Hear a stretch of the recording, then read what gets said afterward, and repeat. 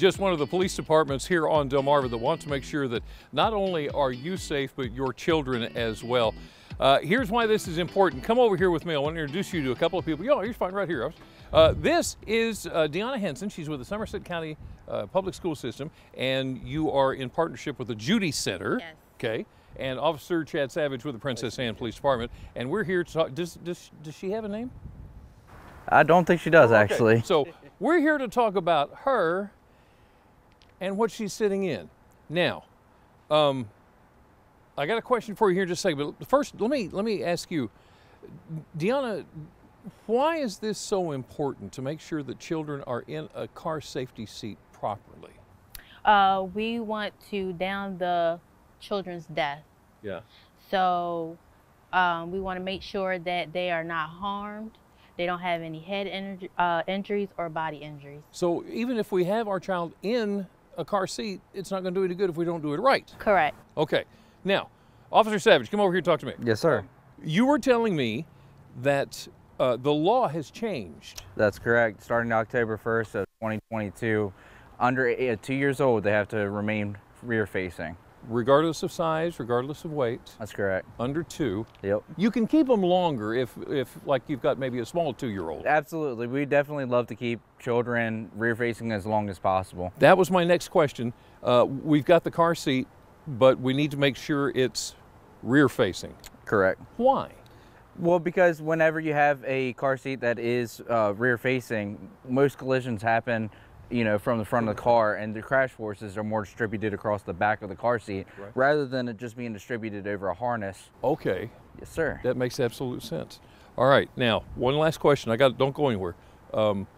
When did this go into effect? October 1st of 2022. Okay, so if I get in a hurry and I put my child in the car seat correctly, but it's front facing and should be back facing, will I just get a warning? Well, ultimately it does depend on the officer's discretion involving it. We do like to give discretion to officers so that the best possible ends to the means is met. Right. However, we do consider it to be a highly growing serious matter when Delmarva, especially with recent children's deaths involved in collisions. So I would say most likely officers out here are facing more towards ticketing, just so it's an elevated response. This is serious. Make sure you're paying It's attention. very serious. Okay. Deanna, thank you for everything that you do with the school. How is this partnered with the Judy Center?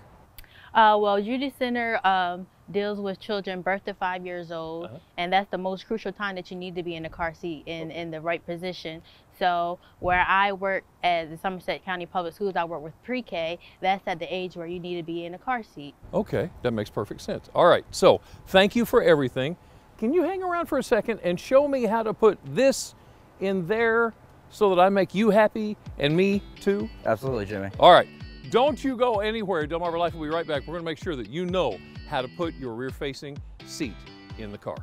Okay, we're back with Officer Chad Savage of the Princess Anne Police Department. Thank you so much for joining us. He's going to show us how to put one in properly front-facing. Let's go in. So let's go in and take a look at this. Now, this is a seat that will actually turn into a booster. It can be a rear-facing. We're going to cover some of the basics for the front-facing, right? This correct, is Jimmy. far from everything you need to make sure that you do right. Absolutely. You gotta know your manual, and if you don't know, find someone to ask. Okay. Absolutely. So what would you suggest? I've put the seat in. What is this thing? This up here is the tether. So what it does basically at the top, it's going to help prevent the ride down and the crash. Okay. So there's an anchor in the back that we attach. What if I don't have an anchor? So if you don't have an anchor, first thing you want to do is verify that you don't. Okay. You don't want to just assume that you don't. Check the vehicle manual just to be sure. Sometimes they hide them. Absolutely. Okay. So if I don't have one, if I got an early enough vehicle that I don't have an anchor, will the seat belt still hold it? The seat belt will still hold it. Okay.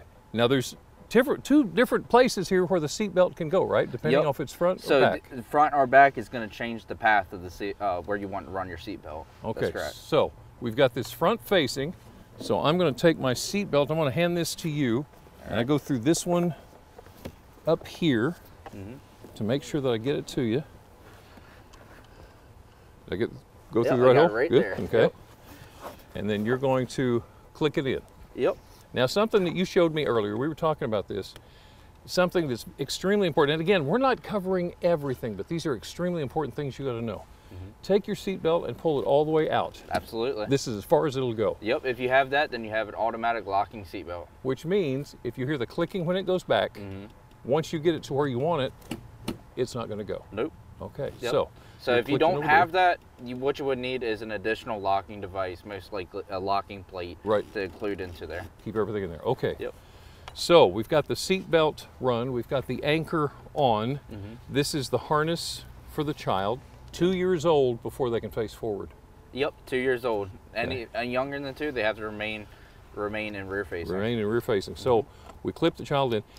Now, here again, we cannot overemphasize this. This is so important, as Officer Savage was explaining to me. We have not done everything here. There is a full checklist to go over with the manual that you get with your seat to make sure you cover all the details to make sure the baby is safe. Absolutely, and they can always reach out to any one of the agencies that have child safety technicians, and they can we can bring them in and do a full seat check so that they walk out as the most knowledgeable that they can be on the situation. Confident in taking the kid. Absolutely. There you go. Officer Chad Savage, Princess Anne Police Department, thank you so much for showing us. We appreciate your help.